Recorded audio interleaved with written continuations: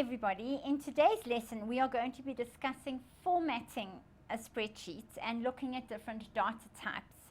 Now, to format a spreadsheet is quite easy. We have our basic formatting like bold, italic, underlined, font and font color.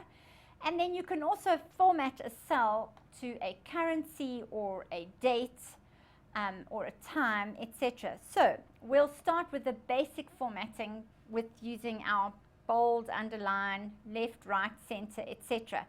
So if we're going to start with alignment, to align cells, to align text in cells in the center, you highlight the cells that you want to format. Then in our Home tab and the alignment group, all you need to do is click on center and you will see that your data is now centered within the cell.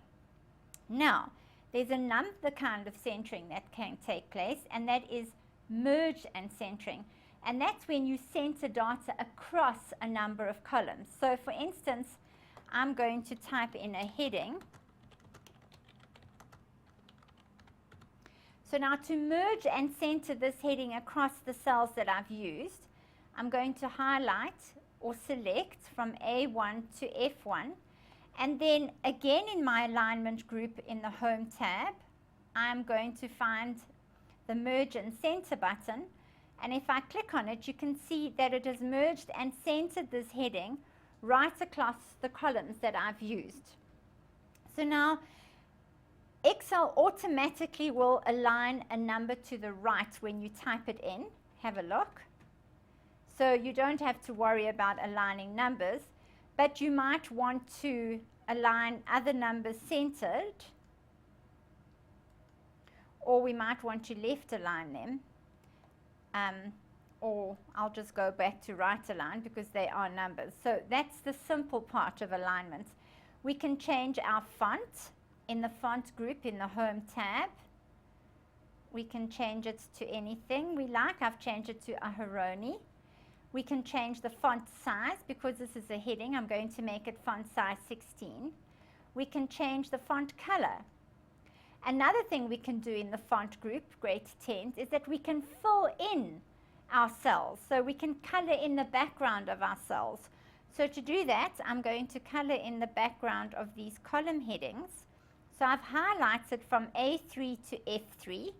And again in the font group, I'm going to come to the fill color, click on the arrow, and I'm going to choose a color in which to fill the background of the cells.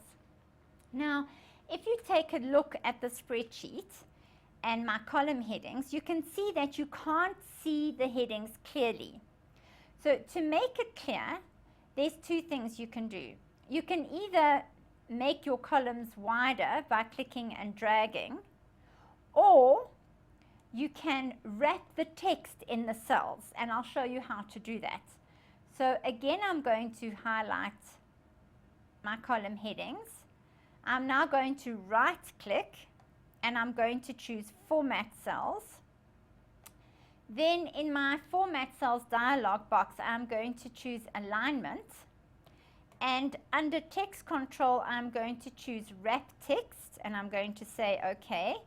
And now you can see that Excel has actually put the data that doesn't fit on the same line underneath. So it looks like this. And then you can obviously edit it or make your columns smaller or wider so that it looks a bit better. So now I did that on purpose. Can you see that name is now sitting at the bottom of your cell?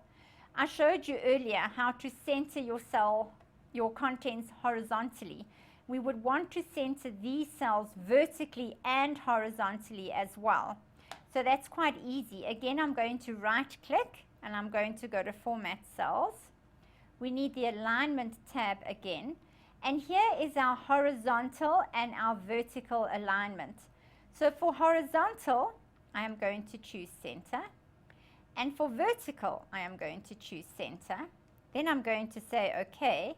So now if you look at name, it is centered both horizontally and vertically in the cell, and that looks a lot better. So now once you've actually done basic formatting, You might want to add borders to the work that you've done, and that's quite easy. So I'm going to again highlight what I want to apply my border to. I'm again going to right click and go to Format Cells. This time in the dialog box, I am going to choose Border. Now, your border dialog box is divided into two. You've got your line where you can choose what kind of line you want. Then underneath it, you can choose a line color. And on the right-hand side, you can choose whether you only want a border around the outside of your work, or if you want it outside and inside. So I'm going to choose quite a thick line. And for today's exercise, I'm going to choose red. So I'm going to put a red outline border around the work.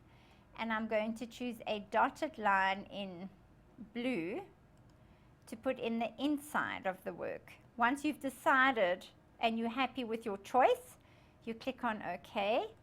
And if you look at your spreadsheet now, we've got a thick red border around the outside of our work.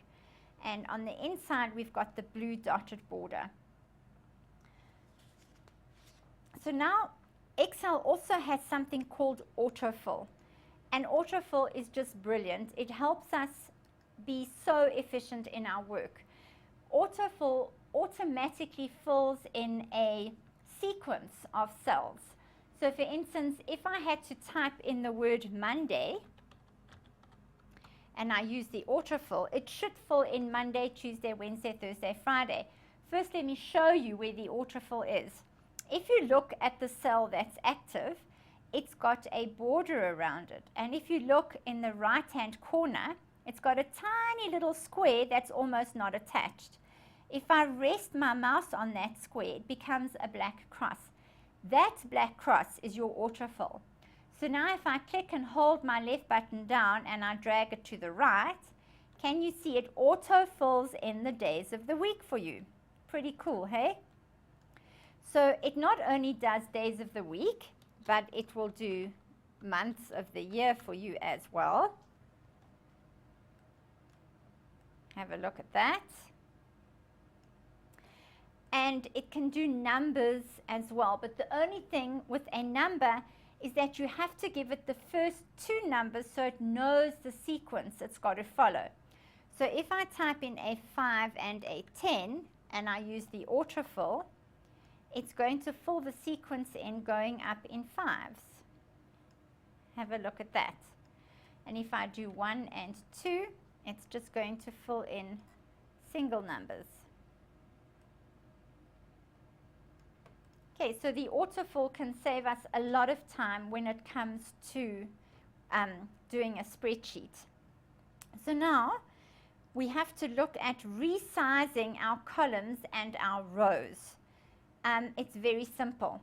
If you want to make all your columns the same width, you have to resize them. So to resize a column, you right-click on the column, you choose column width, and you type in the width that you want your column to be, and you say OK, and you'll see that the column has been resized to 15.